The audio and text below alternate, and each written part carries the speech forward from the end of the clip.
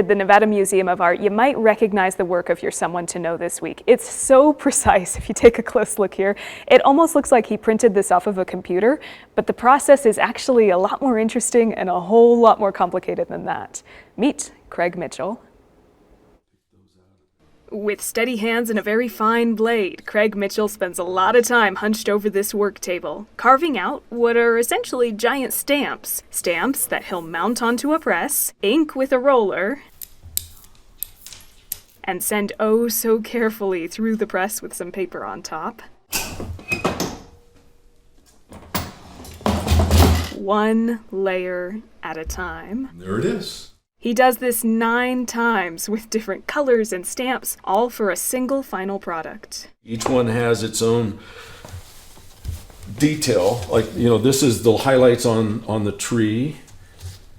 And these are some of the dark greens. As long as he lines it up perfectly, it's a vivid picture of a landscape somewhere in northern Nevada or Lake Tahoe. This is called block printing. And if it wasn't impressive enough that he does it all by hand, he also taught himself how to do it. It wasn't something that I struggled with in the beginning.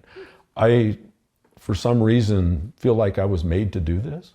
And that's one of the reasons I want to keep doing it, is that I discovered that I do this. Mitchell pulls his inspiration from his own oil paintings, decades worth of them from locations across the region. He's lived in Reno for almost 50 years and says he's been in awe of the landscapes here ever since he first crossed the Sierra as a teen. Parents had an old Lincoln Continental. I'm in the back seat and I'm looking out and I saw the snow out near Boomtown as you look up on the other side, and I just thought, wow, oh, I can't wait to live here.